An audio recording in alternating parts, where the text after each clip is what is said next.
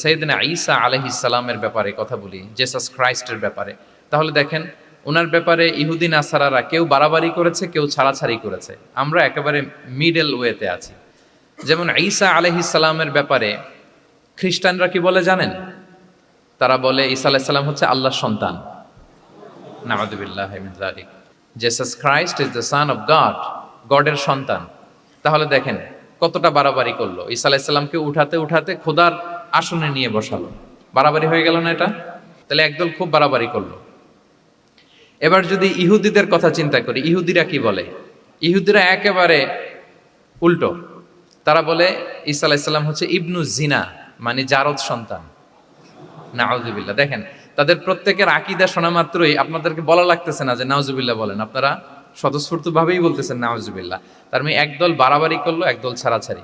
একদল বলল তিনি আল্লাহর সন্তান বলে একেবারে আল্লাহর উপরে উঠাই ফেলছে। আরেক দল নামাতে নামাতে একেবারে পদদলিত করলো, বলল তিনি হচ্ছেন বাস্টার্ড, মানে ইবনু জিনা, জারদ সন্তান। নাউযুবিল্লাহি মিন যালিক। একদল নিয়ে গেল একেবারে উপরে, আরেক দল একেবারে নিচে। কিন্তু আমরা কি বলি দেখেন, আমরা বলি ঈসা আলাইহিস সালাম উনি হচ্ছেন আব্দুল্লাহি ওয়া রাসূলুহু, তিনি হচ্ছেন আল্লাহ তাআলার দাস বা বান্দা এবং আল্লাহর সম্মানিত রাসূল। দেখুন কতটা ব্যালেন্স এই আকীদা। আমরা আব্দুল্লাহ বলার মধ্য দিয়ে বেসিকলি নাসারাদেরকে রিফিউট করি, তাদের প্রতিবাদ করি আমরা যে তোমরা যে বলেছো আল্লাহ সন্তান না, ওইদিকে উঠানো যাবে না, নিচে নামায় নিয়ে আসো, উনি আব্দুল্লাহ, আল্লাহর দাস।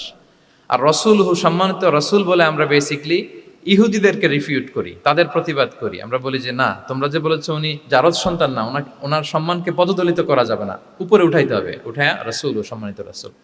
তাহলে নাসারাদের আকীদা থেকে আমরা নিচে নেমে আসলাম, ইহুদিদের আকীদা থেকে আমরা উপরের দিকে গেলাম। ফলে এটা কি হলো? ব্যালেন্স হলো, ভারসাম্যপূর্ণ হলো, মধ্যম পন্থা হলো। তো আশা করি মধ্যম পন্থার উদাহরণটা বুঝতে পেরেছেন। আরেকটা ছোট্ট উদাহরণ দেই। আমাদের বোনদের যখন পিরিয়ড চলে তখন নাসারারা কি করে দেখেন, খ্রিস্টানরা তারা সব কিছু করে, কোনো বাছবিচার রাখে না তখন, এমনকি ফিজিক্যাল ইন্টিমেসিতেও যায়। যখন আমাদের বোনদের পিরিয়ড চলে তখন তারা ফিজিক্যাল ইন্টিমেসিতেও যায়, কোনো বাছবিচার নাই। এটা হচ্ছে নাসারাদের অবস্থান। আর ইহুদিদের কি অবস্থান? এরা এই 5 দিন 7 দিন আমাদের বোনদের যখন পিরিয়ড চলে তখন তারা তাদের স্ত্রীদেরকে ধরবে না, ছোবে না, স্পর্শ করবে না, একসাথে বসবেও না। তাদের ঘরে আলাদা একটা স্পেশাল রুম রাখে, ওই রুমের ভিতরে, ওই ঘরের ভিতরে তাদের 5 দিন 7 দিন ওইখানে কাটাইতে হয়। তোমরা আবার সুস্থ হলে তারপরে আসবে। দেখেন একদল খুব বাড়াবাড়ি করলো, আরেক দল ছাড়াছাড়ি করলো। কিন্তু আমাদের ইসলামে আমরা ব্যালেন্স, যে বোনদের যখন পিরিয়ড চলে হাজব্যান্ড ওয়াইফ তখন স্বাভাবিক মেলামেশা, কথাবার্তা, ঘরের টুকিটাকি কাজ সবই করতে পারবে, ইল্লাল জিমা, যেটা আমরা ফিজিক্যাল ইন্টিমেসি বলি, ওইটা ছাড়া আমরা সবই করতে পারবো। তাহলে দেখেন এই দুইটা উদাহরণ আমি সামনে আনলাম এজন্য যে এই যে মানহাজুল ওয়াসাতিয়াতি ওয়াল ইতিদাল, মধ্যম পন্থার কথা আমরা যেটা বলি, যেটাকে দিয়ে আল্লাহ তাআলা আমাদেরকে সম্মানিত করেছেন যে ওয়াকাযালিকা জাআলনাকুম উম্মাতাম ওয়াসাতা, তোমাদেরকে আমি মধ্যমপন্থী জাতি বানিয়েছি, তোমাদের মধ্যে বাড়াবাড়িও থাকবে না, ছাড়াছাড়িও থাকবে না, বরং আমরা হব মধ্যমপন্থী। আমরা কি হব? কি হব? তো প্রিয় ভাইয়েরা, প্রথম কথা হচ্ছে আপনি যখন দাওয়া বলবেন তখন আমাকে মধ্যম পন্থা বলতেই হবে। আমরা যখন ইসলাম শিখবো, শিখাবো, ইসলাম বুঝবো, বুঝাবো, এই সব ক্ষেত্রে আমাদেরকে মধ্যম পন্থা অবলম্বন করতে হবে। আমাদের খেয়াল রাখতে হবে আমরা যেন এক্সট্রিম লাইনে না যাই, আবার খুব এক্সট্রা লিবারেল যেন না হয়ে যায়, আমরা যেন মধ্যমপন্থী একটা অবস্থানে থাকি। এবং দাওয়া দেওয়ার ক্ষেত্রে এটাই বলা হয়েছে, আল্লাহ তাআলা বলছেন উদউ ইলা সাবিলি রাব্বিকা বিল হিকমাতি ওয়াল মাউইদাতিল হাসানাতি ওয়াজাদিলহুম বিল্লাতি হিয়া আহসান। নবী, আপনি লোকদেরকে আল্লাহর পথে ডাকুন, বিল হিকমা, প্রজ্ঞার সাথে, সুন্দর সুন্দর উপদেশ সহকারে, এবং কখনো তর্ক বিতর্কে জড়ানো লাগলে সেটা উত্তমভাবে আপনাকে জড়াতে হবে। তার মানে এই যে ইসলাম বোঝার ক্ষেত্রে, প্রচারের ক্ষেত্রে মধ্যম পন্থার নীতি, যেটা প্রজ্ঞা বা সুন্দর উপদেশমালা দিয়ে দাওয়াত দেওয়া, এটাও মূলত মধ্যম পন্থারই বহিঃপ্রকাশ। আমরা যখন কোনো দাওয়া কাজ করব অলওয়েজ মাথায় রাখতে হবে যে আমি বাড়াবাড়ি যেন না করি, আমি আবার ছাড়াছাড়িও যেন না করি, আমি যেন মাঝামাঝি থাকি। তো এই যে দাওয়া আমরা দিচ্ছি, দাওয়াটা কি? বেসিক্যালি এটা হচ্ছে একটা কমিউনিকেশন, রাইট? এই যে আমি কথা বলতেছি, আপনারা শুনতেছেন, ইমাম সাহেব খুতবা দিচ্ছেন, আমরা সেটা শুনি, স্ট্রিট দাওয়া হয়, বিভিন্ন রকম দাওয়া এখন হচ্ছে, এগুলো basically communication. And this communication should be full of wisdom and beautiful advice. এটাই মূলত আল ওয়াসাতিয়া, মানহাজুল ওয়াসাতিয়া, মধ্যম পন্থা। আমি যে বিশ্ববিদ্যালয় থেকে ব্যাচেলর করেছি ওই বিশ্ববিদ্যালয়ের একটা স্লোগান আছে, মানহাজুল ওয়াসাতিয়াতি ওয়াল ইআতিদাল। ওনারা মধ্যম পন্থার কথা বলে। সো আমি যেহেতু এই বিশ্ববিদ্যালয় আল আজহারের গ্রাজুয়েট, আমি যেখানেই যাই একটু করে আমি এই আল ওয়াসাতিয়ার কথাটা বলি প্রিয় ভাইরা। তো দাওয়া যেহেতু কমিউনিকেশন, আমরা ওরাল দাওয়া দিয়ে থাকি, কিন্তু বেসিকলি ওরাল দাওয়ার চেয়ে যেটা প্র্যাকটিক্যাল দাওয়া, থিওরিটিক্যাল দাওয়ার চেয়ে প্র্যাকটিক্যাল দাওয়াটা এটা বেশি ইফেক্টিভ, বেশি প্রোডাক্টিভ। আমরা যখন তাফসির মাহফিল করি, আমরা খুতবা দেই, আলোচনা করি, এটা থেকে তো মানুষ শিখে। কিন্তু আমি যদি আমার আচরণ দিয়ে কোনো একটা মেসেজ দিতে পারি, ওইটা মানুষের হৃদয়ে বেশি দাগ কাটে, বেশি মনে থাকে, খুব বেশি মনে থাকবে। এটার সুযোগ আপনাদের বেশি। যেমন আমি যদি একটা কোরআনের আয়াতের কথা বলি, এটার খুব একটা মূল্যায়ন নাই, কারণ উনি হুজুর মানুষ, উনি তো কোরআনই বলবে। কিন্তু একজন ডক্টর যখন কোরআনের আয়াত বলে, তখন বলে দেখছো মাশাআল্লাহ, একজন ডক্টর, সে চিকিৎসা বিজ্ঞানে এত বড় এক্সপার্টিসের পর আবার কোরআনও জানে। ওই কথা কিন্তু আমিও বলছি, আমার দাম নাই। কিন্তু আপনাদেরকে কত সম্মানের চোখে দেখা হচ্ছে।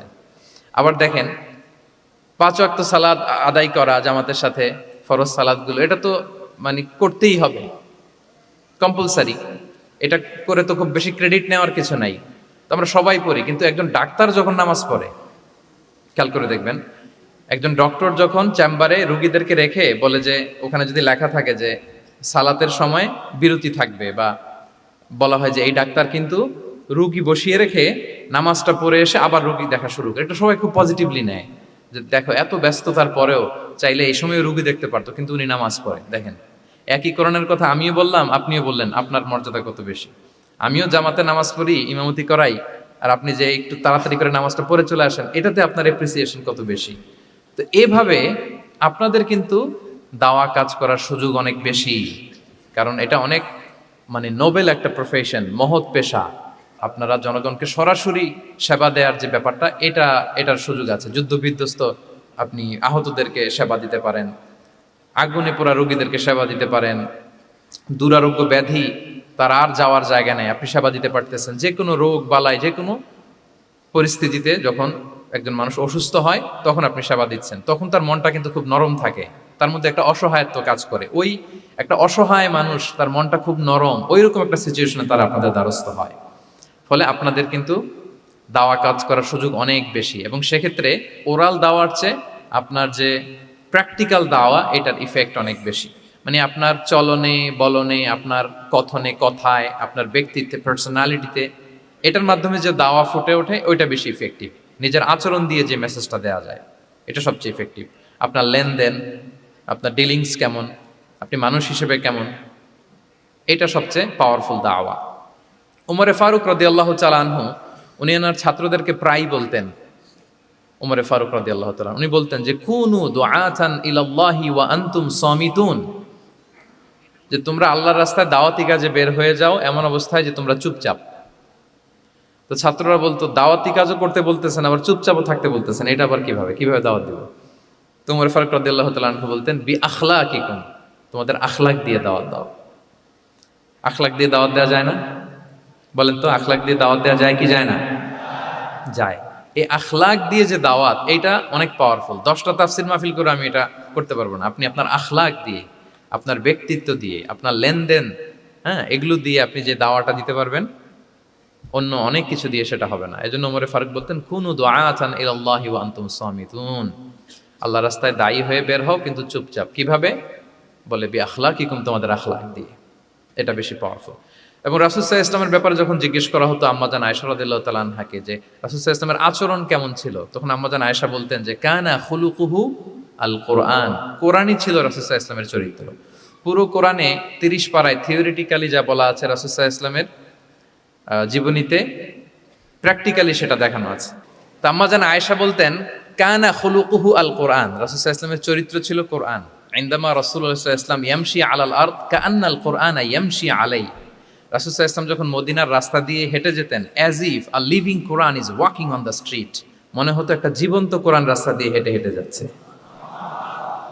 তো তাহলে we should try to be a living দাঈ, জীবন্ত দাঈ, প্র্যাকটিক্যাল দাঈ।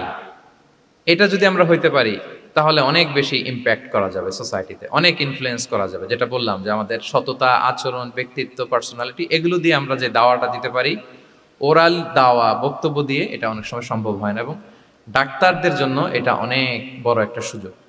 তাহলে ইন্ট্রোডাক্টরি ডিসকাশনে আমি দুটা বিষয়ে কথা বললাম। এক হচ্ছে আমাদেরকে মধ্যমপন্থী হইতে হবে, মানহাজুল ওয়াসাতি ওয়াল ইআতিদাল, এক নম্বর। দুই নম্বর হচ্ছে লিভিং দায়ী হওয়ার চেষ্টা করতে হবে, এটা বেশি প্রোডাক্টিভ অ্যান্ড ইফেক্টিভ। বুঝতে পেরেছেন সবাই? মাশাআল্লাহ। এবার চলুন যে রাসূল সাল্লাল্লাহু আলাইহি ওয়াসাল্লামের যে প্রফেটিক দাওয়া মেথোডোলজি, কিভাবে উনি দাওয়া কাজের আঞ্জাম দিতেন, সেখান থেকে আমাদের নেয়ার আধুনিক সময়ের এর প্রাসঙ্গিকতা কি আছে, আমি 10টা পয়েন্টে আজকের এই সেমিনারে কিছু কথা উপস্থাপনের চেষ্টা করব। ওমা তাওফীক ইল্লা বিল্লাহ। এক নাম্বার কথা হচ্ছে, আমরা যে দাওয়া দিব, এই দাওয়া language should be very soft and mild and very touchy.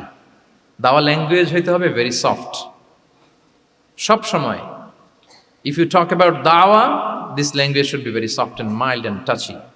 দাওয়ার কথা বললে হয়তো আপনি পলিটিক্স করেন, ওইটা আলাদা কথা, আপনি জেহাদের ময়দানে ওইটা আলাদা কথা। আমি জেহাদ পলিটিক্স নিয়ে কথা বলতেছি না, আই এম টকিং অ্যাবাউট দাওয়া। যদি আপনি দাওয়া সেমিনারের কথা বলেন, যদি মেডিকেল দাওয়া সোসাইটি নাম দেন, দাওয়া বললে আমাকে বলতে হবে দাওয়ার language should be very soft and mild. আমরা এটা অনেক সময় ভুল করে ফেলি, এটা করা যাবে না। কারণ আপনি হৃদয় থেকে যদি কোনো কথা বলেন, এটা শ্রোতার হৃদয়ে যে টাচ করে। আল্লাহর হাবিব সাল্লাল্লাহু আলাইহি ওয়াসাল্লামের কথাগুলো নিয়ে এত আলোচনা বিশ্লেষণ, কথাগুলো এত অ্যাপিলিং কেন, এত আবেদনময় কেন? এর কারণ হচ্ছে রাসূল সাল্লাল্লাহু আলাইহি ওয়াসাল্লাম যা বলেছেন তিনি হৃদয় থেকে বলেছেন, এবং হৃদয় থেকে কথা বেরোলে এটা শ্রোতার হৃদয়ে যে টাচ করে। একটা ছোট্ট আয়াত আমি তেলাওয়াত করি, সূরা তাহার। আল্লাহ তাআলা বলছেন, ফাকুলা লাহু কাওলান লাইয়িনা লাআল্লাহু ইয়াতাযাক্কারু আও ইয়াখশা। আল্লাহ তাআলা মূসা আলাইহিস সালাম এবং হারুন আলাইহিস সালাম ওনাদের দুইজনকে বলছেন যে তোমরা দুই ভাই মিলে যাও, ফেরাউনের কাছে যে দাওয়াত দাও এবং কোমল ভাষায় দাওয়াত দাও। কি ভাষায়? কোমল ভাষায় দাওয়াত দাও। কাওলান লাইয়িনা, use very soft and mild language, very touchy language. Soft এবং কোমল ভাষায় দাওয়াত দাও কাকে? পৃথিবীর সবচেয়ে বড় সন্ত্রাস, তাই না? হ্যাঁ, দুর্ধর্ষ সন্ত্রাস, খোদাদ্রোহী, তারপর সীমালঙ্ঘনকারী। আপনি যত নেগেটিভ যা বলবেন সব যাবে ওর সাথে। ফিরআউন, লাআল্লাহু ইয়াতাযাক্কারু আও ইয়াখশা, হয়তো সে উপদেশ গ্রহণ করবে অথবা তার হৃদয়ে ভয়ের উদ্রেক হতে পারে। হয়তো তোমরা soft and mild language use করবা, মূসা এবং হারুন, কোমল ভাষায় যে তোমরা দাওয়াত দিবা। আচ্ছা, কার ব্যাপারে আল্লাহ বললেন, কাকে দাওয়াত দিতে বললেন? সবাই বলেন তো নামটা। ফেরাউন। আচ্ছা, ফেরাউনের ক্ষেত্রে আল্লাহ তাআলা বললেন যে soft and mild language use করো, নরম ভাষা। আমাকে উত্তর দেন, আমাদের কারেন্ট সময় আমরা যাদেরকে জালিম বলি, যাদেরকে খারাপ বলি, ফাসিক বলি, পাপাচারী, ধরেন যে আমার মতে বা আপনাদের মতে যে সবচেয়ে খারাপ, পাপাচারী, জালিম, ওই জালিমটা কি ফেরাউনের চেয়েও বড় জালিম? আমাদের চোখে যে জাহান্নামী, যে নিকৃষ্ট খারাপ পাপী যাকে আমি মনে করি, যদিও এরকম মনে করার সুযোগ আমাদের নাই, কে জান্নাতি কে জাহান্নামী এটা ডিসাইড করবে কে? আল্লাহ তাআলা। কিন্তু আমাদের চোখে যে পাপী, যে ভুল করেছে, যে জালিম, ওই জালিমগুলো, খারাপ লোকগুলো কি ফেরাউনের চেয়ে বেশি খারাপ ছিল? ছিল? ওই ফেরাউনের ক্ষেত্রে আল্লাহ বলেছেন ফাকুলা লাহু কাওলান লাইয়িনা, সফট ল্যাঙ্গুয়েজ ইউজ করো মূসা এবং হারুন, কোমল ভাষা ব্যবহার করো। হয়তো তার ভুল ভেঙে যাবে, হয়তো সে উপদেশ গ্রহণ করবে। তো তাহলে দেখেন কত বড় ভুল আমরা করি।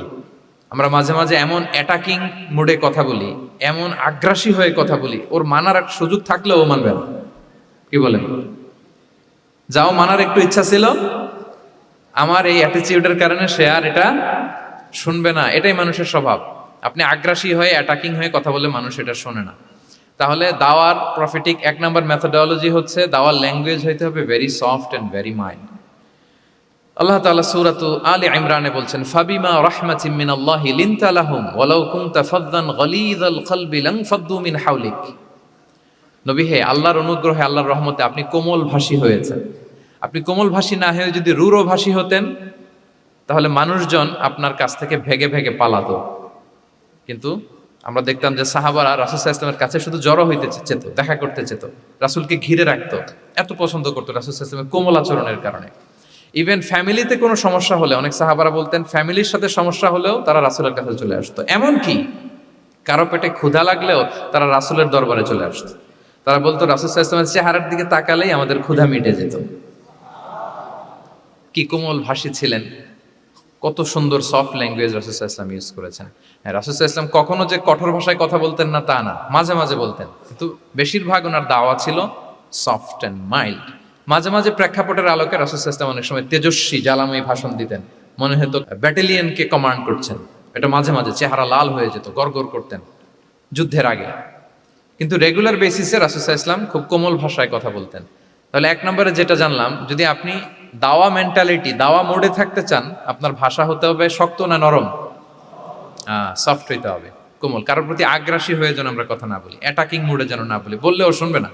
এটাই মানুষের নেচার, সফট ল্যাঙ্গুয়েজে বলতে হয়। ফেরাউনকে যদি বলা হয় ওর সাথে ভালোভাবে বলো, তো আমাদের আশেপাশে যারা আছে এরা তো আরো এদেরকে সম্মান দিয়ে নরম করে বলা উচিত, কি বলেন?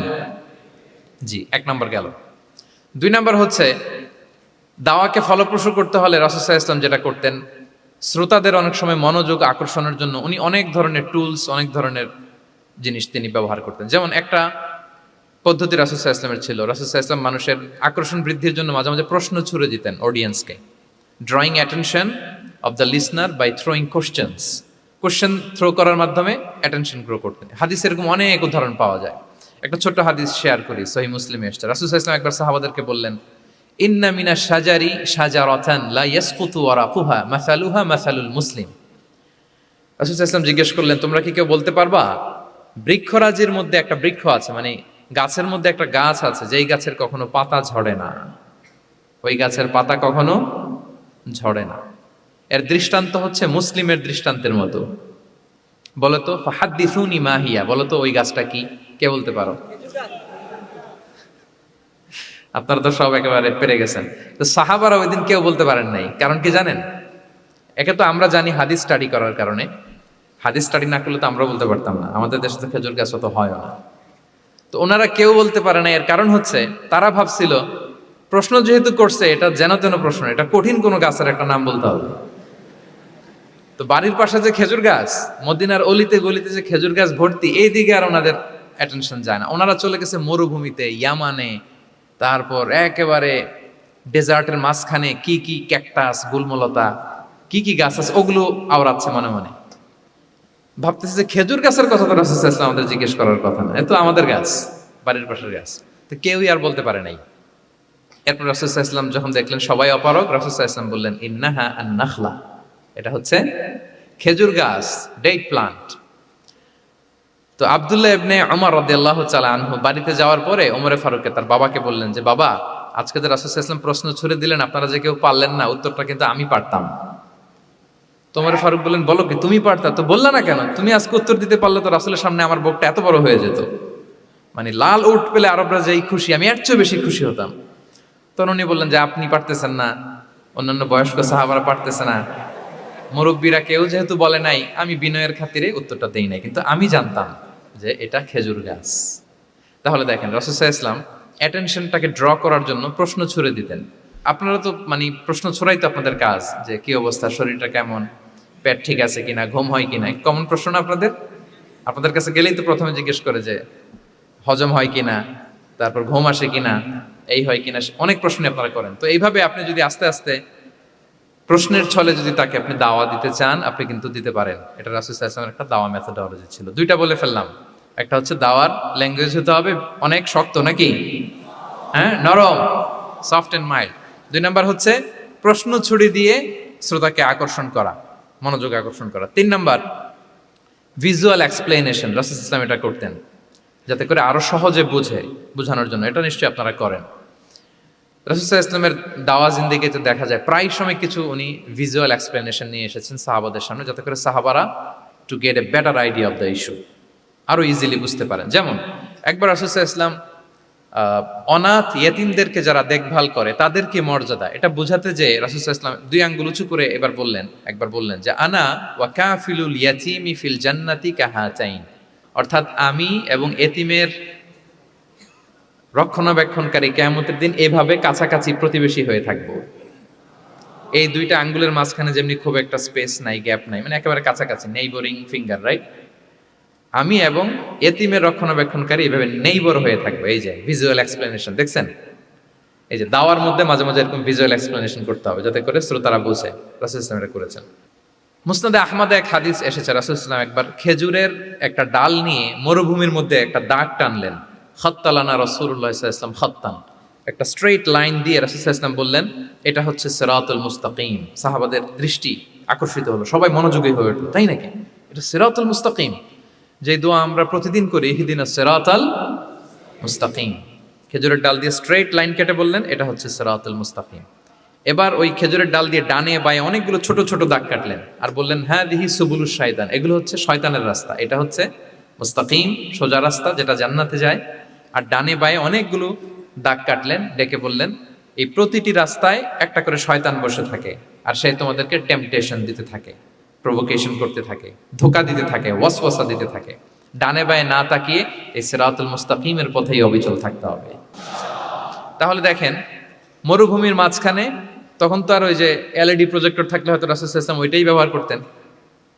আমরা এটা এখন করতে পারি বোঝানোর জন্য। রাসূল সাল্লাল্লাহু আলাইহি ওয়াসাল্লাম খেজুরের ডাল দিয়ে মরুভূমির মধ্যে দাগ কেটে সাহাবীদেরকে এই ভিজুয়াল এক্সপ্লেনেশন দিলেন এবং সাহাবারা খুব সহজে বুঝতে পারলেন যে কোনটা সিরাতুল মুস্তাকিম, কোনটা সিরাতুশ শাইতান। এভাবে রাসূল সাল্লাল্লাহু আলাইহি ওয়াসাল্লাম ভিজুয়াল এক্সপ্লেনেশন ইউজ করতেন।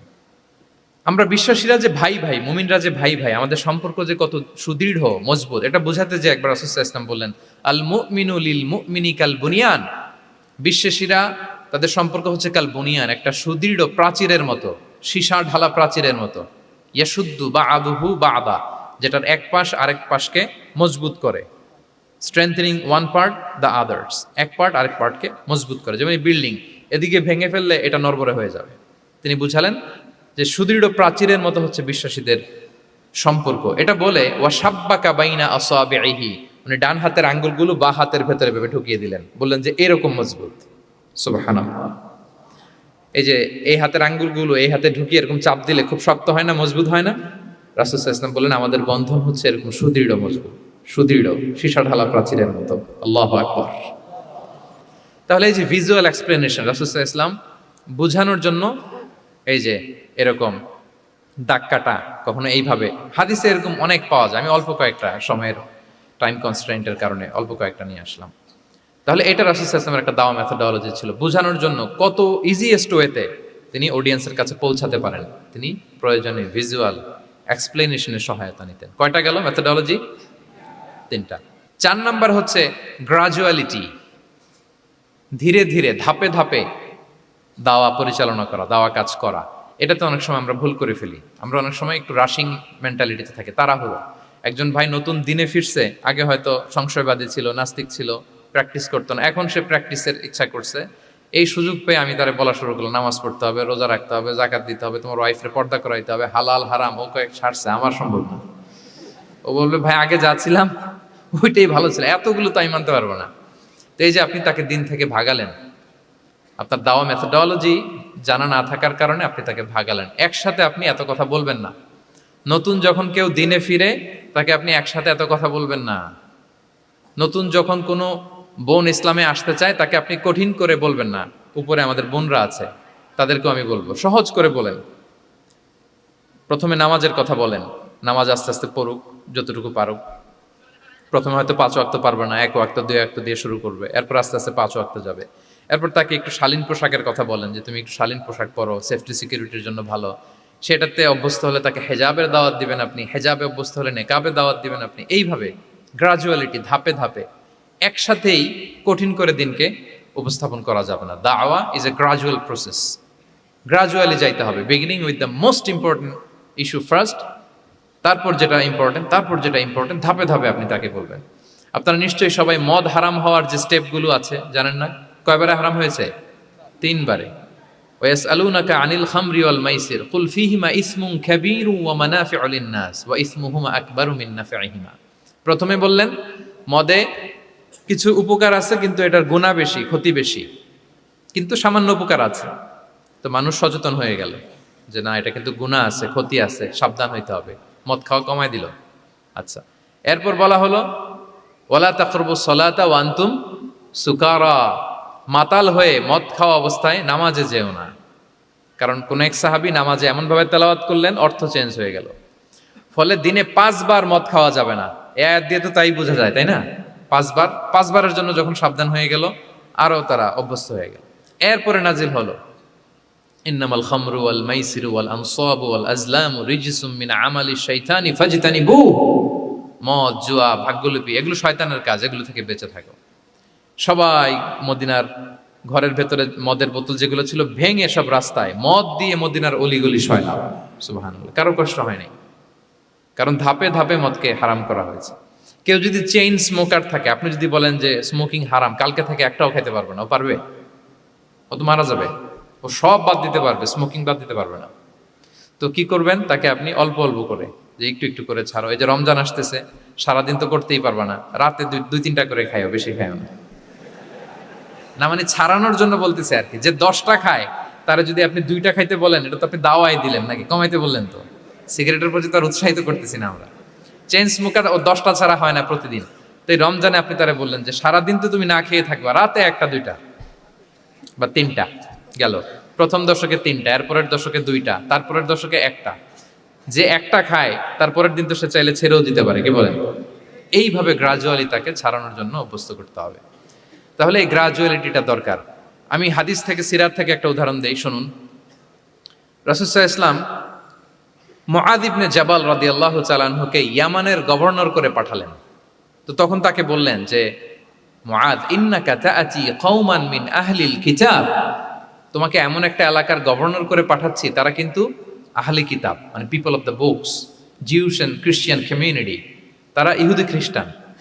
সো তাদেরকে যখন দাওয়াত দিবা, ধাপে ধাপে দিবা। কিভাবে দিবা? তিনি বললেন, ফাদউহুম ইলা শাহাদাতি আন লা ইলাহা ইল্লাল্লাহ ওয়া আন্না মুহাম্মাদুর রাসূলুল্লাহ। প্রথমে দাওয়াত দিবা তাওহীদ আর রিসালাতের। আওয়াজ করে বলেন, প্রথমে কিসের?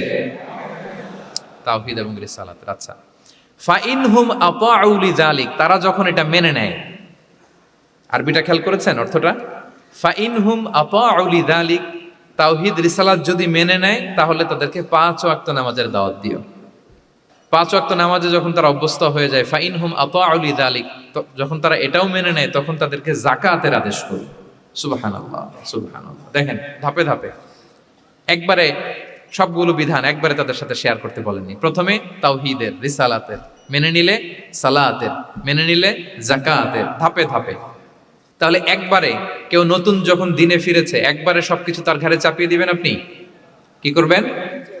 গ্রাজুয়ালি, ধাপে ধাপে আমরা এই দাওয়াটা তাদেরকে দেওয়ার চেষ্টা করব। এটা খুব ইফেক্টিভ হবে, ফলপ্রসূ হবে। আচ্ছা, 4টা কভার করে ফেলেছি। 5 নাম্বার হচ্ছে দাওয়ার মধ্যে ইমোশনাল ইন্টেলিজেন্স ইউজ করতে হবে, তাহলে এটা মোর ইফেক্টিভ হবে। মানে আপনি মানুষের আবেগ অনুভূতি নাড়িয়ে দিয়ে যদি দাওয়া দিতে পারেন, এটা তার শুদ্ধাচারের জন্য অনেক কাজে দেবে। ইমোশনাল ইন্টেলিজেন্স মানে তার আবেগ, ইমোশনকে আপনি ট্রিগার আপ করবেন, ওইটাতে আপনি টাচ করবেন, তাহলে দেখবেন যে সে একেবারে কাবু হয়ে গেছে।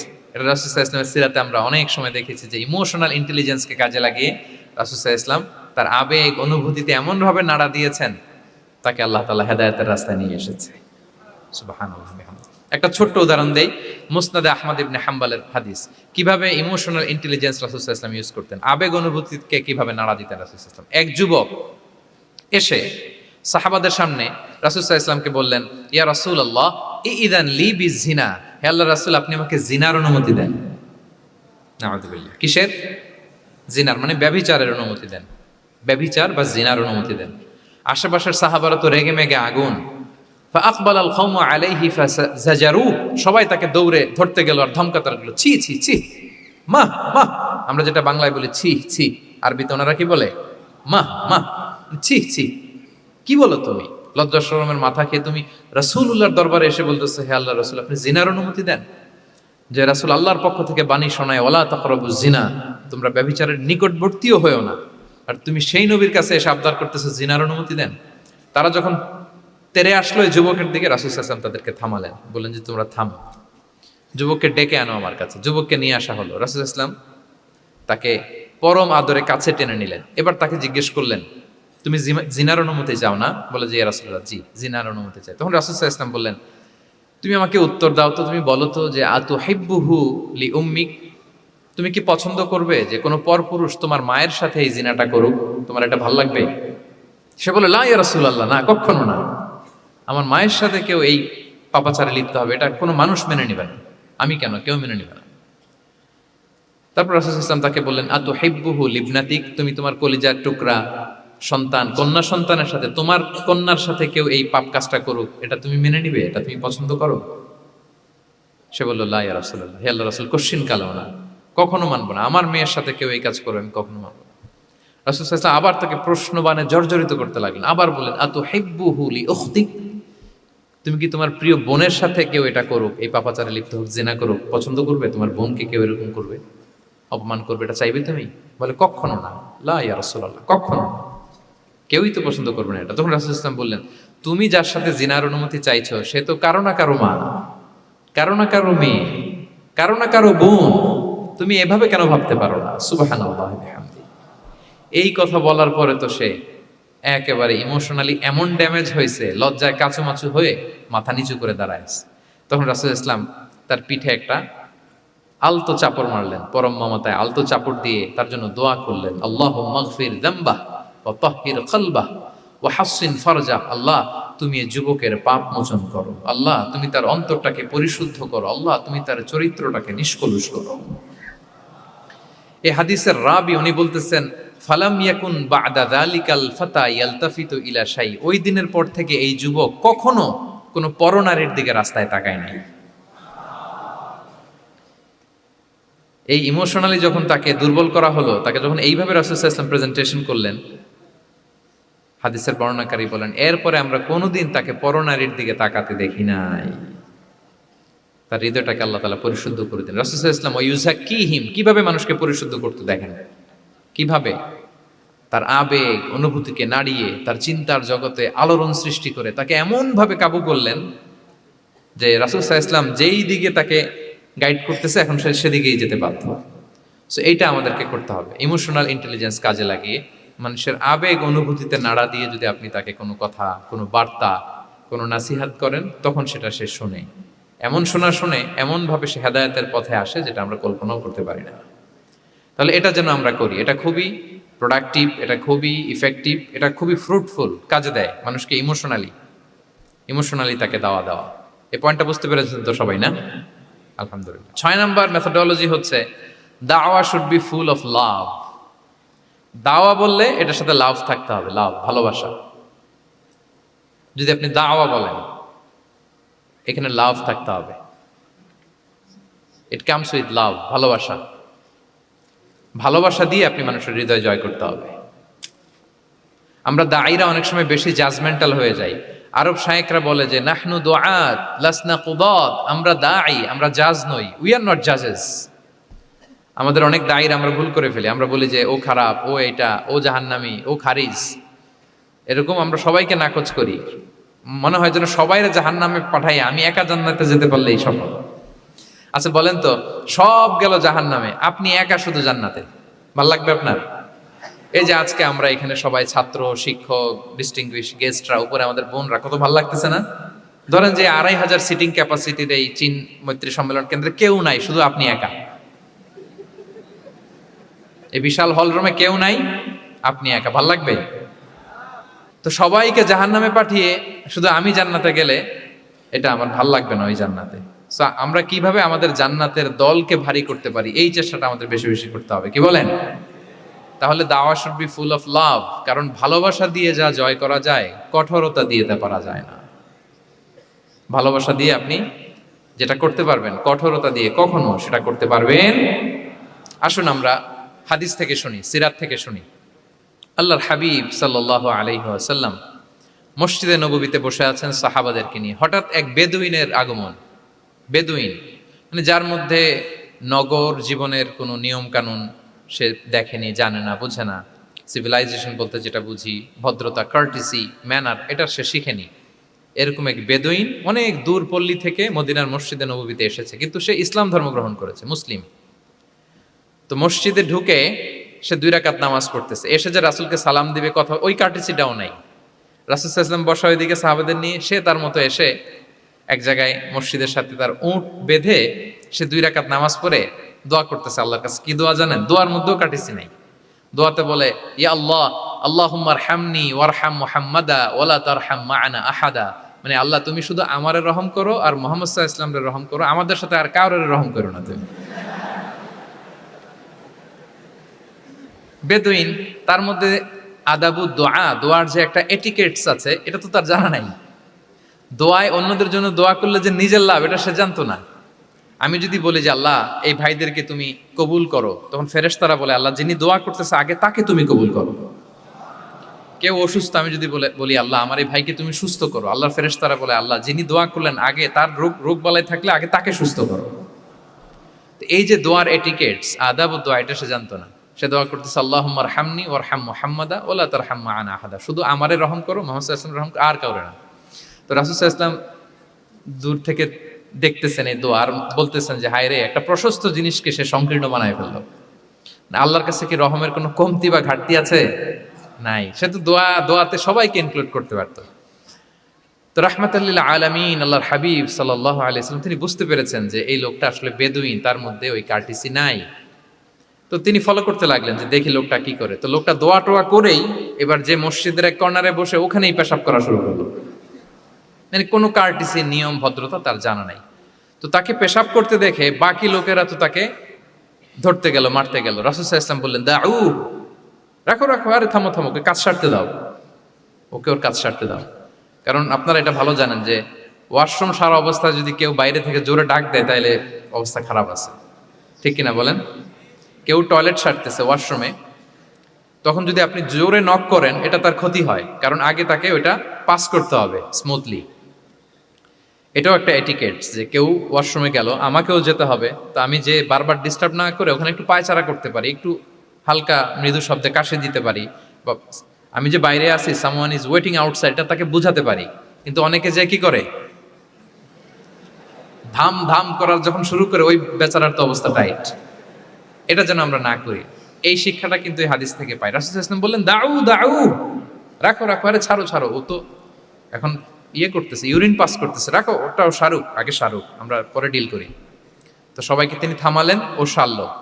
এবার রাসূল সাল্লাল্লাহু আলাইহি ওয়াসাল্লাম বললেন এবার তোমরা যে ওয়াহারিকু আলা বাউলিহি সাজলান মিন মা, যেহেতু মসজিদে নববীর ফ্লোর ছিল বালুর ফ্লোর, শুকিয়ে যাবে, বললেন যে ওর পেশাব করা জায়গার উপর এক বালতি পানি ঢেলে দাও। সাহাবারা দিল।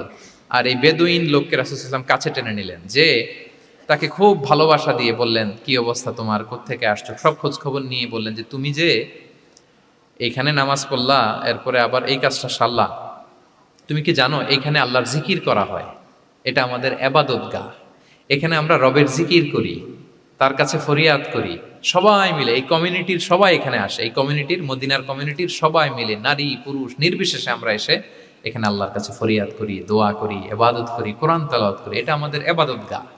এইখানে কি এমন কাজটা করা তোমার ঠিক হলো? সে তো লজ্জায় কাচুমাচু হয়ে রাসূল সাল্লাল্লাহু আলাইহি ওয়াসাল্লামের কাছে ক্ষমা চাইছে। সুবহানাল্লাহ বিহামদি। একটা কঠিন পরিস্থিতিকে ভালোবাসা দিয়ে রাসূল সাল্লাল্লাহু আলাইহি ওয়াসাল্লাম কোথায় নিয়ে যেতেন, এটাকে পুরো হিস্ট্রি পাল্টে দিতেন, সিনারিও পাল্টে দিতেন। সাহাবারা অবাক হলো, তারাও শিখলো যে না, এরকম করা যাবে না। তখন তাকে এইভাবে ডিল করলেন। আর সাহাবারা যারা রাগারাগি করেছিল সাহাবীদেরকে রাসূল সাল্লাল্লাহু আলাইহি ওয়াসাল্লাম বললেন ফাইন্নামা বুইসতুম মুয়াসসিরিন ওয়া লাম তুবআসু মুআসসিরিন, মনে রাখো তোমরা সহজপন্থী হয়ে প্রেরিত হয়েছো, তোমরা কঠিন কট্টরপন্থী হয়ে জটিলপন্থী হয়ে প্রেরিত হও নাই। তোমরা কোনো কাজকে জটিলভাবে সমাধানের দিকে যেও না, সহজ করে সলভ করবা। সুবহানাল্লাহ সুবহানাল্লাহ বিহামদি। তাহলে দেখেন, ভালোবাসা দিয়ে রাসূল সাল্লাল্লাহু আলাইহি ওয়াসাল্লাম ওই বেদুইনকে যেভাবে আদব শিক্ষা দিলেন, তার হৃদয় জয় করলেন, কঠোরতা দিয়ে পারা যেত? বলেন তো পারা যেত? পারা যেত না। তো 6 নাম্বার দাওয়া মেথোডোলজি হচ্ছে দাওয়া should be full of love, full of love, full of well wishes. আপনি শুভকামনা, ভালোবাসা, এটা দিয়ে আপনি মানুষের হৃদয়ে যতটুকু জায়গা পাবেন, কঠোরতা দিয়ে পাবেন না। আরেকটা ছোট্ট উদাহরণ দেই। সুমামা ইবনে উসাল রাদিয়াল্লাহু তাআলা আনহু, উনি ইয়ামামার অধিপতি ছিলেন, অধিপতি। রাসূল সাল্লাল্লাহু আলাইহি ওয়াসাল্লামকে হত্যা করতে এসেছিলেন গোপনে। কি করতে? হত্যা করতে। কি করতে বলেন সবাই? হত্যা করার জন্য এসেছিলেন। কিন্তু দুর্ভাগ্যক্রমে হত্যা করতে এসে সে ধরা পড়ে গেছে সাহাবীদের হাতে, হত্যার করতে পারে নাই সুমামা ইবনে উসাল। তো সাহাবীরা তাকে ধরে মসজিদে নববীর পিলারের সাথে বেঁধে রাখলো, বেঁধে রাসূল সাল্লাল্লাহু আলাইহি ওয়াসাল্লামকে ডাকলো। তারা বলল যে ইয়া রাসূলুল্লাহ, দেখেন ইয়ামামা থেকে আসছে সুমামা ইবনে উসাল আপনাকে হত্যা করবার জন্য, তাকে আমরা ধরে ফেলেছি, আমরা বেঁধে রেখেছি। রাসূল সাল্লাল্লাহু আলাইহি ওয়াসাল্লাম তার কাছে যে তার খোঁজ খবর নিলেন প্রথম দিন, এবং তার সামনে যথারীতি তাওহীদ এবং রিসালার দাওয়াত দিলেন। ফিরে আসলেন, ফিরে এসে সাহাবাদেরকে বললেন তোমাদের ঘরে ভালো রুটি আছে কার কাছে, রুটির কালেকশন, আটা পিষে রুটি বানাতে পারবে। একজন বলল আমি, বললো যে এটা সুমামাকে দিয়ে আস। তো দিয়ে আসলো। আরেকজন বললো ভালো তাজা খেজুর আছে কার কাছে? এক সাহাবী বললেন আমার কাছে। রাসূল ইসলাম বললেন যাও, এটা সুমামাকে দিয়ে আসলেন। এরপরের দিন রাসূল ইসলাম যে আবার ইসলামের সৌন্দর্য, হ্যাঁ, মাহাসিনু আহকামি শারিয়া, ইসলামী শারিয়ার যে বিউটি অফ ইসলাম, এটা তুলে ধরলেন, ইসলামের যৌক্তিকতা তুলে ধরলেন। সে অবাক হতে লাগলো যে কিরে, যুদ্ধবন্দীদের সাথে মুহাম্মদ সাল্লাল্লাহু আলাইহি ওয়াসাল্লাম এবং তার অনুসারীরা এরকম আচরণ করে? সে তো যুদ্ধবন্দী, এত সুন্দর আচরণ। তাকে আবার ইসলামের সুশীতল বাণীগুলোর প্রতি আহ্বান করে রাসূল ইসলাম বাড়িতে এসে এবার নিজের যে উট আছে, উটকে যে পালে, সে রাখালকে বলল তুমি উটের দুধ দহন করে তাকে কিছু দুধ দিয়ে আসো। সুবহানাল্লাহ। আসছিল রাসূল সাল্লাল্লাহু আলাইহি ওয়াসাল্লামকে কি করতে? হত্যা করতে। তো তাকে ওটের গরম দুধ দিয়ে আসা হলো, সে পেট ভরে খেলো। তৃতীয় দিন এবার রাসূল সাল্লাল্লাহু আলাইহি ওয়াসাল্লাম যে ইসলামের যে ভবিষ্যৎ, ইসলাম মানলে যে জান্নাতে থাকা যাবে, এগুলো সব বললেন এবং তাকে আরো অনেক মেহমানদারি করলেন, আপ্যায়ন করলেন। 3 দিন যখন রাসূল সাল্লাল্লাহু আলাইহি ওয়াসাল্লাম ইসলামকে তার সামনে এভাবে প্রেজেন্ট করলেন, আপ্যায়ন করলেন, ভালো আচরণ দেখালেন, সে অবাক হয়ে গেল। আল্লাহ তাআলা তার হৃদয়টাকে নূর দিয়ে আলোকিত করে দিলেন। 3 দিন পর রাসূল সাল্লাল্লাহু আলাইহি ওয়াসাল্লাম সাহাবীদেরকে ডেকে বললেন, যাও সুমামা ইবনে উসালের হাত পাগুলো যে রশি দিয়ে বেঁধে রেখেছো ছেড়ে দাও, রশিগুলো খুলে দাও। সাহাবারা বলেন কি ইয়া রাসূলুল্লাহ, সে তো খুনি, সে সুযোগ পেলেই তো অ্যাসাসিনেট করতো, তার হাতের রশি খুলে দিত আপনাকে মেরে ফেলবে। আল্লাহ রাসূল সাল্লাল্লাহু আলাইহি ওয়াসাল্লাম বললেন, না, আমি যা জানি তোমরা সেটা জানো না, যেটা বলেছি তাই করো। মসজিদে নববীর পিলারের সাথে তাকে যে বেঁধে রেখেছো, রশি খুলে দাও, হাত পা খুলে দাও। আল্লাহর হাবিব সাল্লাল্লাহু আলাইহি ওয়াসাল্লামের নির্দেশ মোতাবেক সাহাবারা ওনার হাত খুলে দিলেন, পা খুলে দিলেন। সুমামা ইবনে উসাল কারোর সাথে কথা না বলে, তার বাড়ি তো ইয়ামামা, সেখানেও ফিরে গেলেন না, অন্য কোনো শহরেও গেলেন না। তিনি মদিনা থেকে অনতি দূরে একটা খেজুরের বাগান আছে, ওখানে কুয়া আছে, উনি যে ওই কুয়ার পানি দিয়ে গোসল করলেন। গোসল করে পবিত্র হয়ে মসজিদে নববীতে রাসূল সাল্লাল্লাহু আলাইহি ওয়াসাল্লামের কাছে ফিরে আসলেন আর এসেই ঘোষণা দিলেন, আশহাদু আল্লা ইলাহা ইল্লাল্লাহ ওয়া আশহাদু আন্না মুহাম্মাদার রাসূলুল্লাহ। সুবহানাল্লাহ, সুবহানাল্লাহ। তিনি বললেন যে আমি সাক্ষ্য দিচ্ছি আল্লাহ ছাড়া কোনো ইলাহ নেই, আরো সাক্ষ্য দিচ্ছি যে মুহাম্মদ আপনি আল্লাহর প্রেরিত বান্দা এবং রাসূল।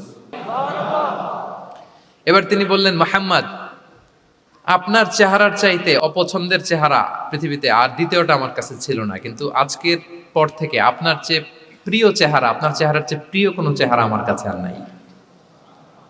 ইসলামের চেয়ে অপছন্দনীয় ধর্ম আমার কাছে আর ছিল না, কিন্তু আজ থেকে ইসলামের চেয়ে পছন্দনীয় কোনো ধর্ম আমার কাছে নাই।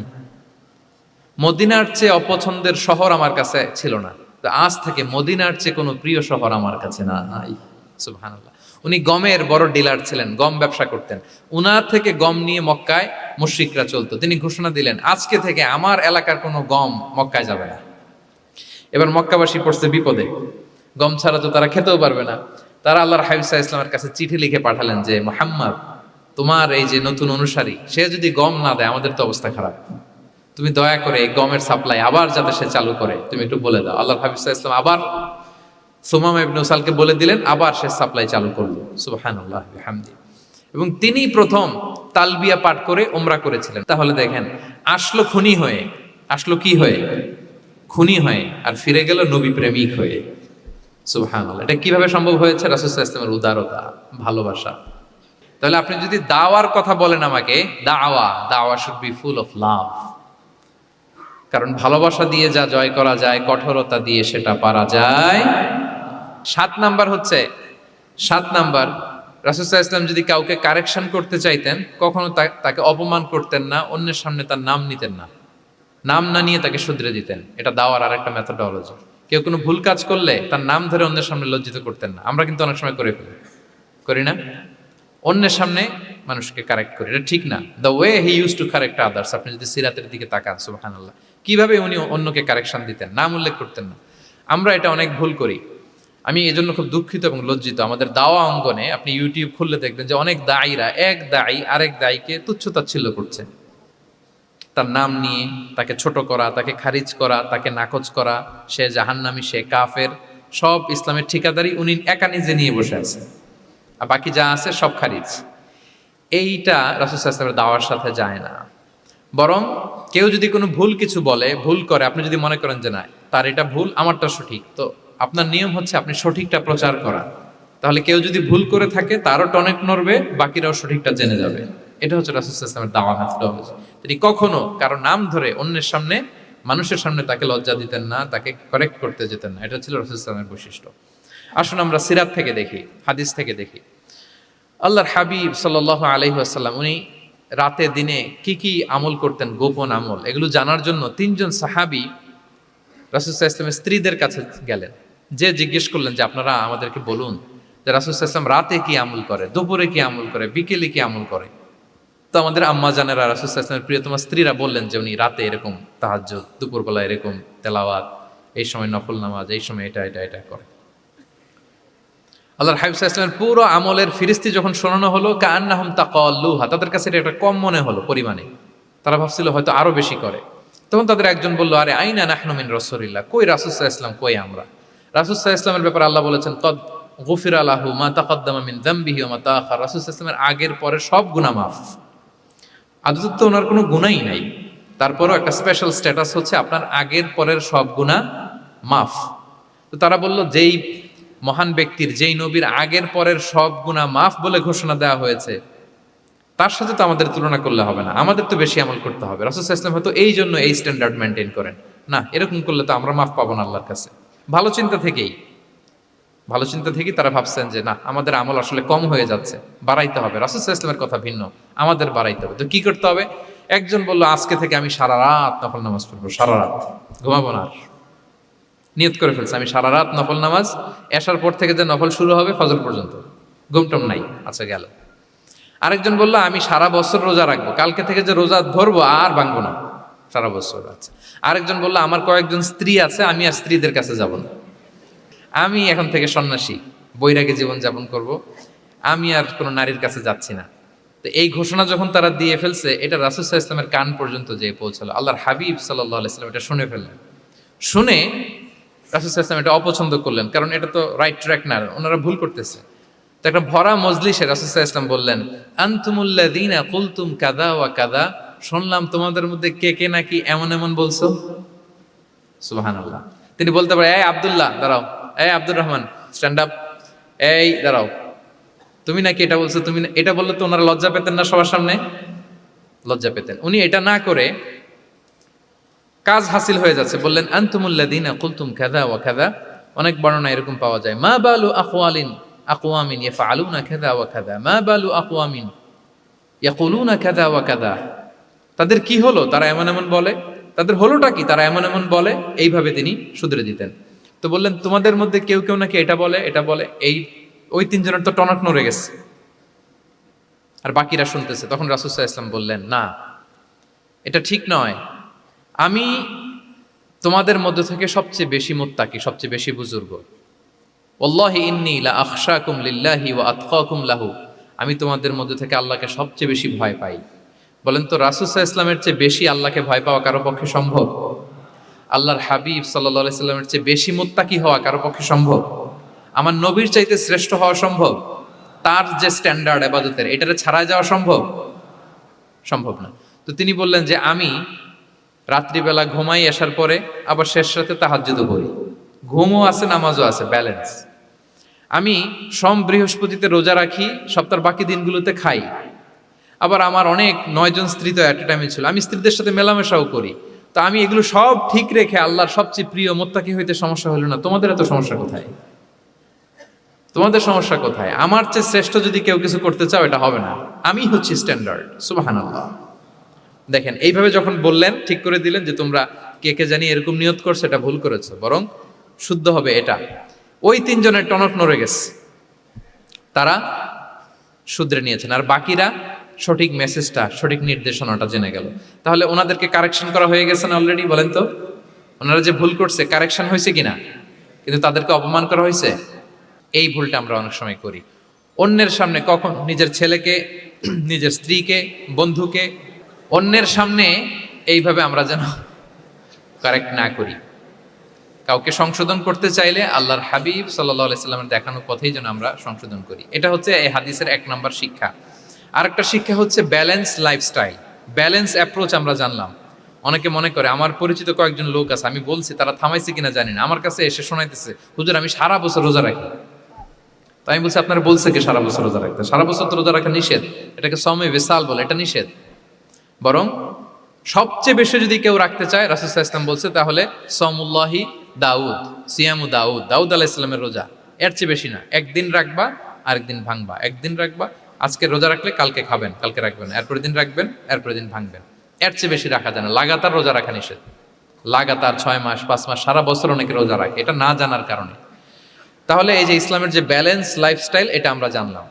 কাউকে কিভাবে শুধরে দিতে হবে, কারেক্ট করতে হবে, কারেকশনের ওয়ে, এটা আমরা জানলাম। আরেকটা হচ্ছে ইসলাম যে the combination of material and spiritual life, এইটার একটা তথ্য আমরা জানলাম যে আপনার এই দুনিয়াও লাগবে, আপনার আখিরাতও লাগবে। আপনি সব ছেড়ে দিয়ে শুধু আল্লাহর রাস্তায় চলে গেলে ওইটা ইসলাম শিখায় নাই। ইসলাম যে আমাদেরকে ফরিয়াদ শিখায়, প্রার্থনা শিখায়, রব্বানা আতিনা ফিদ দুনিয়া হাসানা ওয়া ফিল আখিরাতি হাসানা ওয়া কিনা আযাবান নার। হে আল্লাহ, আপনি দুনিয়াতেও হাসানা দেন, আখিরাতেও হাসানা দেন। আগে চাইছি কোনটা, আখিরাত না দুনিয়া? রব্বানা আতিনা ফিল আখিরাতি হাসানা ওয়া ফিদ দুনিয়া হাসানা, এরকম নাকি রব্বানা ফিদ দুনিয়া হাসানা? দেখেন, দুনিয়াটা আগে, দুনিয়াটা আগে। সো ব্যালেন্স, এই ভারসাম্য রাখাটা আমি আলোচনা শুরুই তো করেছি, ওয়াসাতিয়া মানে ভারসাম্যপূর্ণ। ইসলামের নেচারটা হচ্ছে ব্যালেন্সড অ্যাপ্রোচ। এটা আমরা এই হাদিস থেকে শিখতে পারি। আমাদের অনেকেরই এটাতে ঘাটতি আছে, অনেক জ্ঞানী, অনেক স্কলার, অনেক তার কিছু, কিন্তু তার মধ্যে ভারসাম্য এবং পরিমিতি বোধ নাই। পরিমিতি বোধ, ভারসাম্য, ব্যালেন্স লাইফস্টাইল, এটা অনেকে অ্যাডপ্ট করতে পারে না। এটা বছরের পর বছর সাধনা করতে হয়, অ্যাডপ্ট করে নিতে হয় নিজের সাথে। তাহলে 7 নাম্বার হচ্ছে কাউকে শুধরে দিতে চাইলে আপনি কিভাবে শুধরে দিবেন, এটা আমরা জানলাম। তাকে সবার সামনে লজ্জা দিয়ে শুধরে দেওয়া যাবে? তাহলে কৌশলে তাকে শুধরে দিতে হবে। পারা যাবে তো ইনশাআল্লাহ? 8 নাম্বার হচ্ছে, এটা দায়ীদের জন্য অনেক বড় রিমাইন্ডার। সেটা হচ্ছে আমরা যে দাওয়া দেই, এটা খেয়াল রাখতে হবে। আমি যা বলি ওটা সবার আগে অ্যাপ্লাই করতে হবে নিজের মধ্যে। আমরা অনেক সময় এটা করে ফেলি যে ভালো একটা হাদিস শুনলে, কোরআনের আয়াত শুনলে, একটা কিছু শুনলে মনে করি যে এগুলো এই সবার জন্য, মানে এটা বাদ, এখান থেকে শুরু, লাইনটা এখান থেকে শুরু, এইখান থেকে যারা আছে এই সবাই এগুলো পালন করবে, আমি এটার বাইরে। দেখবেন যার সাথেই কথা বলেন তার কোনো সমস্যা, তার দোষ, তার কিভাবে সেলফ ডেভেলপমেন্ট, আত্মোন্নয়ন, আত্মশুদ্ধি, শুদ্ধাচার, এগুলো নিয়ে কথা নাই। খালি বলি যে কি সমস্যা রে ভাই সমাজে, জানেন শেষ হয়ে গেল দেশটা। তারপর রাজনীতিতে সমস্যা, সমাজে সমস্যা, হুজুরদের মধ্যে সমস্যা, ওদের মধ্যে সমস্যা, শুধু সমস্যা, মানে উনি সব জায়গায় সমস্যা দেখতে পায়। কিন্তু বেসিকলি আপনি যখন সমস্যা নিয়ে কথা বলবেন, সবার আগে খেয়াল করতে হবে যে ওই সমস্যায় আমি আক্রান্ত কিনা। আমরা কেন যেন অন্যকে কাঠগড়ায় দাঁড় করাতে বেশি পছন্দ করি, কিন্তু নিয়ম হচ্ছে নিজেকে বারবার কাঠগড়ায় দাঁড় করানো, যে আমি ঠিক করতেছি কিনা, আসলে আমার মধ্যে শুদ্ধাচার আছে কিনা, আমার লেনদেন ঠিক আছে কিনা, আমার মধ্যে সততা আছে কিনা, do I live a decent life, আমি যা বলি আমি তা করি কিনা। এটা অনেক সময় আমরা ভুলে যাই। আমরা যা বলি সেটার জন্য আগে আমরা নিজে আমল করতে পারি। আল্লাহ তৌফিক দান করুন। আল্লাহ তাআলা বলছেন, ইয়া আইয়ুহাল্লাযীনা আমানু লিমা তাকুলুনা মা লা তাফআলুন, কেন তুমি সেটা বলো যেটা তুমি করো না? কেন সেটা বলো? সো আমরা যদি দাওয়া কাজ করতে চাই, আমি যে দাওয়াটা দিব বা নাসিহাত দিব বা বার্তাটা রাখবো, সবার আগে যেন এটা নিজের দিকে, ওই তীর যেন নিজের দিকে থাকে, যে না এটা আগে তোমার জন্য, আগে তুমি পালন করো, পাশাপাশি এটা সবার জন্য, এটা যেন আমরা করি। আল্লাহর হাবিব সাল্লাল্লাহু আলাইহি ইসলামের জীবনে যদি আমরা দেখি তাহলে দেখবো উনি যা বলতেন ওটা নিজে আগে বেশি করতেন। আল্লাহু আকবার। উনি ইবাদতের কথা বলতেন, আল্লাহর সামনে নিজেকে সঁপে দেওয়ার কথা বলতেন। আর নিজেকে কিভাবে সঁপে দিতেন দেখেন, তিনি যখন দোয়া করতেন নিজেকে ছোট করতে করতে তিনি আল্লাহরে বলতেন, আল্লাহুম্মা ইন্নী আবদুক ওয়া ইবনু আবদিক ওয়া ইবনু আমাতিক নাসিয়াতি বিয়াদিক। হে আল্লাহ, আমি আপনার দাস। আল্লাহ, আমি দাসের ঘরের দাস, দাসীর ঘরের দাস। মানে আমার পিতা আব্দুল্লাহ আপনার দাস, আমার মা আমিনা আপনার দাসী। সো আমরা সবাই আপনার গোলামের ঘরের গোলাম। এর চেয়ে তুচ্ছ, ছোট, নগণ্য করে কি আর আল্লাহর সামনে নিজেকে পেশ করা যায় বলেন? এরপর তিনি বলতেন, নাসিয়াতি বিয়াদিক। আল্লাহ, আমার মাথার চুলের ঝুঁটি আপনার হাতের মুঠোয়। মাথার চুলের ঝুঁটি হাতের মুঠোয় মানে কি? আপনি ডানে টান দিলে আমি ডানে যেতে বাধ্য, আপনি বাঁয়ে টান দিলে মানে আমার আর কিছু নেই, আল্লাহ সব সঁপে দিলাম আপনার কাছে। কিভাবে নিজেকে তিনি সঁপে দিতেন? তাহাজ্জুদের সালাতে যখন রাতে দাঁড়াতেন, আম্মা জান আয়েশা রাদিয়াল্লাহু তাআলা আনহা বলেন, দাঁড়িয়ে থাকতে থাকতে পা দুইটা ফুলে যেত এরকম, হাত্তা তাতাফাত্তারা কদামা। খুব কষ্ট হতো আল্লাহ রাসূল সাল্লাল্লাহু আলাইহি ওয়াসাল্লামের। আম্মা জান আয়েশা বলতেন, ইয়া রাসূলুল্লাহ ক্বাদ গুফিরা লাকা মা তাকাদ্দামা মিন যামবিকা ওয়া মা তাআখার। আল্লাহ তো বলেছেন আপনার সব গুনাহ মাফ। গুনাই তো নাই, তাও ঘোষণা সব গুনাহ মাফ। এত কষ্ট নিজের দেহের উপর নিজে কেন দেন? আল্লাহর হাবিব সাল্লাল্লাহু আলাইহি ওয়াসাল্লাম বলতেন, আফালা উহিব্বু আন আকুনা আবদান শাকুরা। হ্যাঁ আয়েশা, এটা ঠিক, আল্লাহ আমাকে মর্যাদা দিয়েছেন, কিন্তু আমি কি শুকরগুজার বান্দা হতে চাইবো না? আল্লাহর নেয়ামতে যে আমি ভেসে বেড়াই, আল্লাহর নেয়ামতে যে আমি বেঁচে আছি, আল্লাহর অনুগ্রহের কারণে যে আমার এত সম্মান, সে আল্লাহর প্রতি আমি কি নিজেকে পেশ করব না? আফালা উহিব্বু আন আকুনা আবদান, আমি কি শুকরগুজার হব না? আমার রোলটা তো আমাকে প্লে করতে হবে, আমাকে তো উজাড় করে আমার রবের সামনে আমাকে উপস্থাপন করতে হবে। দেখেন, শুধু বলতেন না, করে দেখাতেন। রাতের সালাতে যখন কিয়ামুল লাইল করতেন, কাঁদতে কাঁদতে দাড়ি ভিজে যেত, কাঁদতে কাঁদতে হাত্তা বাল্লাল আরদা হাত্তা বাল্লা লিহিয়াতাহু হাত্তা বাল্লা হাজারাহু, কাঁদতে কাঁদতে জুব্বা ভিজে যেত। সিজদায় পরে যখন থাকতেন, কাঁদতে কাঁদতে জমিন ভিজিয়ে ফেলতেন আল্লাহর হাবিব সাল্লাল্লাহু আলাইহি ওয়াসাল্লাম। এভাবে নিজেকে আল্লাহ তাআলার সামনে পেশ করতেন। সো আমরা যারা দাওয়া অঙ্গনে কাজ করি, এটা খুব পিচ্ছিল পথ, এটা খুবই পিচ্ছিল। আমাদের খেয়াল রাখতে হবে যে আমি যা বলি এটা আমি করি কিনা। এটা দায়ীদের জন্য চ্যালেঞ্জিং। সে নিজে একটা ডিসেন্ট লাইফ লিড করা, তার নিজের মধ্যে সততা থাকা, নৈতিকতা থাকা, মোরালিটি, এথিক্স, ভ্যালিউজ নিয়ে যে আমরা বলি, ওই ভ্যালিউজের প্র্যাকটিস যেন আমাদের মধ্যে থাকে। আল্লাহ তাআলা আমাদেরকে তৌফিক দান করুক, আমরা পড়ি আমিন। 9 নম্বরে হচ্ছে কনসিডারেট হওয়া। রাসূল সাল্লাল্লাহু আলাইহি ওয়াসাল্লাম খুবই কনসিডারেট ছিলেন। এটা খুব গুরুত্বপূর্ণ, খেয়াল করে শুনুন। কনসিডারেট মানে খুব উচ্চ বিবেকবোধ সম্পন্ন ব্যক্তিত্ব, খুব বিবেকবোধ সম্পন্ন। আমাদের অনেকের মধ্যে এটা, আমাদের অনেকের সেন্স কাজ করে না। আল্লাহর হাবিব সাল্লাল্লাহু আলাইহি ওয়াসাল্লাম, he was a man of 6 senses. 6টা সেন্স ওনার কাজ করতো। সুবহানাল্লাহ, সুবহানাল্লাহ। কথা বলতেছেন, ওদিকে কি হচ্ছে, ওদিকে সব একসাথে এট এ গ্ল্যান্সে তিনি মেনটেন করতেন। সুবহানাল্লাহ বিহামদি। তো এই উচ্চ বিবেকবোধ সম্পন্ন হইতে হবে দায়ীদের। রাসূল সাল্লাল্লাহু আলাইহি ওয়াসাল্লাম একবার নামাজ পড়াচ্ছেন, পিছনে বাচ্চার কান্নার আওয়াজ, নামাজ ছোট করে দিয়েছেন, একেবারে ছোট, শর্ট শর্ট করে সিজদা, রুকু, মানে যতটুকু না হলেই না, অতটুকু করে নামাজ শেষ। জিজ্ঞেস করা হলো কেন? বললেন যে আমি দেখলাম একটা ছোট বাচ্চা কাঁদছে, এই বাচ্চার মায়ের বোধহয় খুব কষ্ট হয়ে যাচ্ছে পেছনে, বাচ্চাটাকে সামলাতে মহিলাদের প্রেয়ার হলে মাটার বোধহয় খুব কষ্ট হচ্ছে, এজন্য আমি নামাজটা একটু শর্ট করে দিয়েছি। সুবহানাল্লাহ। আমরা নামাজে দাঁড়ালে দিন দুনিয়ার হুঁশ নেই, কি হচ্ছে না হচ্ছে। না, আপনার সব খেয়াল রাখতে হবে কি হচ্ছে। You are a leader, you are a দাঈ, আপনাকে এটা খেয়াল রাখতে হবে। রাসূল সাল্লাল্লাহু আলাইহি ওয়াসাল্লাম এরকম উচ্চ বিবেকবোধ সম্পন্ন লোক ছিলেন। মুআয ইবনে জাবালকে এক জায়গার মদিনার পাশেই ইমাম করে পাঠালেন, ইমাম। তো ওই এলাকার মুসল্লিরা ছিলেন শ্রমজীবী। কি জীবী? শ্রমজীবী। ওনারা উট দিয়ে পানি নিয়ে খেজুর গাছে পানি সেচ দিত, তারা খুব কষ্ট করে সারাদিন। তো উনি মাগরিবের নামাজে একদিন নামাজ শুরু করলেন, আল্লাহু আকবার বলে সূরা ফাতিহার পরে উনি সূরা বাকারা শুরু করলেন। কোন সূরা? কোরআনের সবচাইতে ছোট সূরা নাকি? হ্যাঁ, আয়াত কত? সবচাইতে বড় সূরা। তো উনি হয়তো একটা খুব মানে চিল মুডে আছেন, একটা খুব ভালো মুডে আছেন, এবাদতের একটা মুডে আছেন। উনার আবেগ থেকে উনি হয়তো সূরা বাকারা শুরু করে দিয়েছেন, তেলাওয়াত করে করে মজা পাচ্ছেন, করতেছেন। কিন্তু পিছনে মুসল্লিরা হচ্ছে শ্রমজীবী, সারাদিন খেতে খামারে খেজুর বাগানে কাজ করে ওনারা নামাজ পড়তেছেন।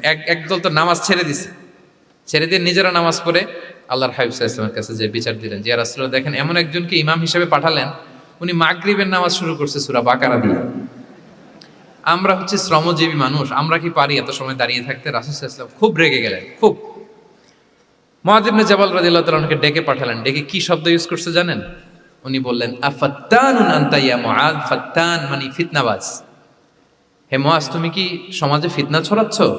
তোমাকে পাঠালাম সেখানকার ইউনিটি ধরে রাখতে, ইমাম হয়ে নামাজ পড়াবা, তালিম দিবা। আফাত্তান আনতা ইয়া মুআয, তুমি ফিতনা ছড়াচ্ছ? তুমি কেন সাব্বিহ ইসমা রাব্বিকাল আলা তোমার মুখস্থ নাই? ওয়াশ শামসি ওয়া দুহাহা মুখস্থ নাই? হাদিসে দুইটা সূরার কথা, যে এই সাইজের সূরাগুলো পারো না, তুমি এগুলো দিয়ে নামাজ পড়াও যাতে ওদের কষ্ট না হয়। ওরা তো শ্রমজীবী সাহাবী, ওদের দিকে তো তোমার খেয়াল রাখতে হবে, কনসিডারেট হতে হবে। সুবহানাল্লাহ বিহামদি। দেখেন রাসূল সাল্লাল্লাহু আলাইহি ওয়াসাল্লাম ইমামকে এনে শাসন করলেন, বুঝিয়ে বললেন যে না, তোমাকে ছোট ছোট সূরায় নামাজ পড়াতে হবে যাতে করে কষ্ট না হয়। এবং রাসূল সাল্লাল্লাহু আলাইহি ওয়াসাল্লাম কাউকে কোনো দায়িত্ব দিয়ে কাজে পাঠালে ওনার বিখ্যাত একটা বাণী তিনি বলে দিতেন।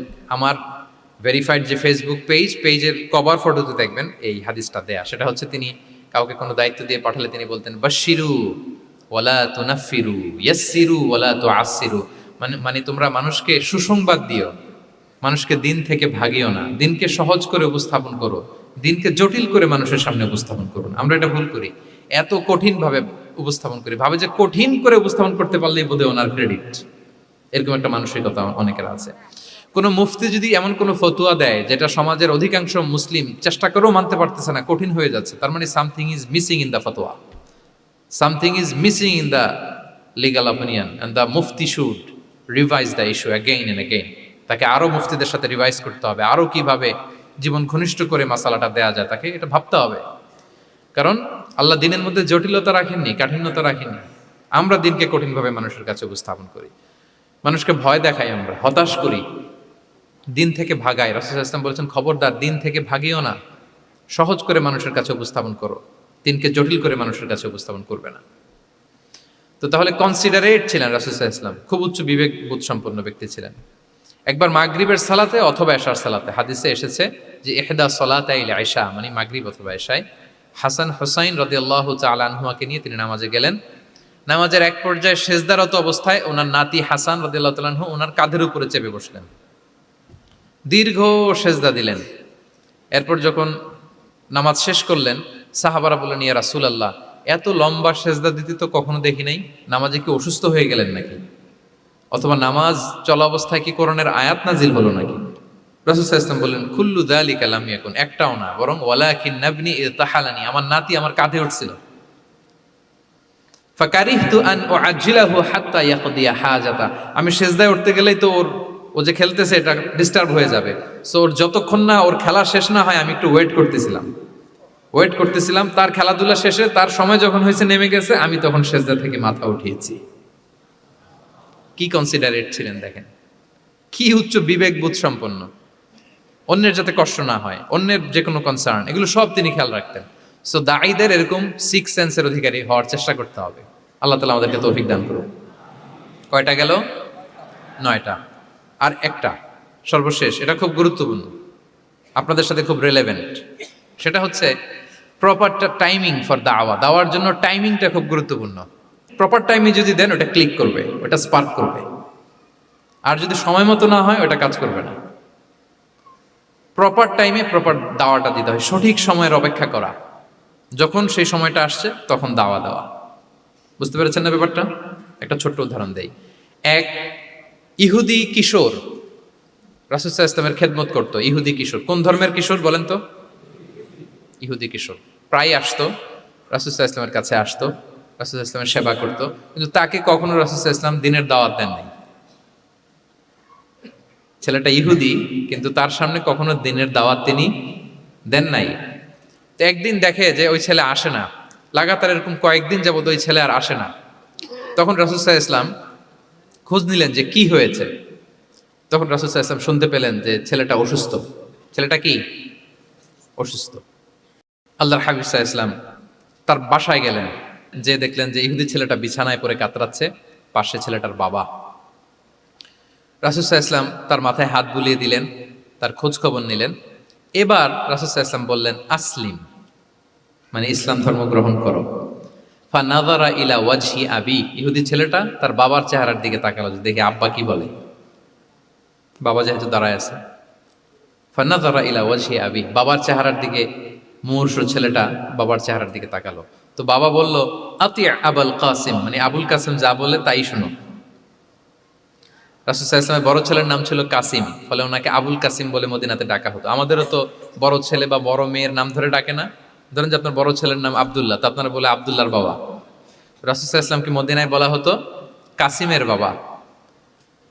তো ছেলেটা যখন বাবার চেহারার দিকে তাকালো, বাবা বলল, আতি আবুল কাসিম, তুমি আবুল কাসিমের অনুসরণ করো, যা বলে তাই শোনো। ছেলেটা তখন পড়তে আরম্ভ করলো, আশহাদু আল্লা ইলাহা ইল্লাল্লাহ ওয়া আশহাদু আন্না মুহাম্মাদুর রাসূলুল্লাহ, মানে মুসলিম হয়ে গেল। রাসূল সাল্লাল্লাহু আলাইহি ওয়াসাল্লাম ইহুদিদের ঘর থেকে বের হয়ে আসলেন আর বললেন, আলহামদুলিল্লাহিল্লাযী আনকাযাহু মিনান নার, বুখারীর বর্ণনা। প্রশংসা সে আল্লাহর, যে আল্লাহ এই ছেলেটিকে জাহান্নাম থেকে মুক্তি দিয়ে জান্নাতি বানিয়ে নিল। দেখেন, রাসূল সাল্লাল্লাহু আলাইহি ওয়াসাল্লাম একটা প্রপার টাইমিং এর অপেক্ষা করতেছিলেন। এতদিন রাসূল সাল্লাল্লাহু আলাইহি ওয়াসাল্লামের ঘরে যে ইহুদি কিশোর খেদমত করে, কাজ করে দিয়ে আসে, একদিনও দাওয়াত দেয় না। রাসূল সাল্লাল্লাহু আলাইহি ওয়াসাল্লাম একটা ভালো সময় খুঁজতেছিলেন। শুরুতেই যদি দাওয়াত দেয়, ওই ছেলে আশাই বন্ধ করবে, ভাববে খাইছে, আমার তো ধর্মান্তরিত করতে চায়। ঠিক কিনা বলেন? যে আমার একটা ফেইথ আছে, সে তো আমার ফেইথ কেড়ে নিতে চায়, বা তার বাবাও ভয় পাবে।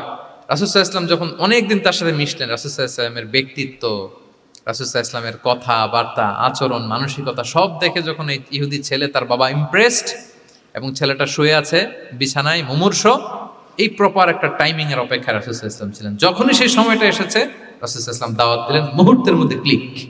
আল্লাহু আকবার। এই প্রপার টাইমিং এর অপেক্ষা আমাদেরকে করতে হবে। এই সুযোগটা কিন্তু আপনাদের আছে। আমি শুরুতেই বলেছি যে ডক্টরস যারা, তাদের কাছে মানুষ কখন আসে? সুদিনকালে না দুর্দিনকালে? বলেন, তার বিপদ এর চেয়ে বড় বিপদ নাই। ক্যান্সার নিয়ে আসছে, ডায়াবেটিক্স নিয়ে আসছে, অসুস্থ, অসহায়, মানে ভাবখানা এমন, আপনি ছাড়া তার আর কোনো গতি নেই। ঠিক কিনা বলেন? এই প্রপার টাইমে যখন আপনি মনে করবেন যে now it's high time to give দাওয়া, জাস্ট ডু ইট। যখন মনে করবেন যে না এখন একটা সুন্দর সময়, এখন বললে এটা কাজে দিবে, ওই সময়টাকে আপনি কাজে লাগান। তাহলে দাওয়া মেথোডোলজি সর্বশেষ পয়েন্ট হচ্ছে প্রপার টাইমিং ফর দাওয়া। যখন দাওয়া দিলে কাজে লাগবে ঠিক তখন দিতে হবে। কি পারা যাবে তো ইনশাআল্লাহ? আল্লাহ তাআলা আমাদের সবাইকে তৌফিক দান করুন।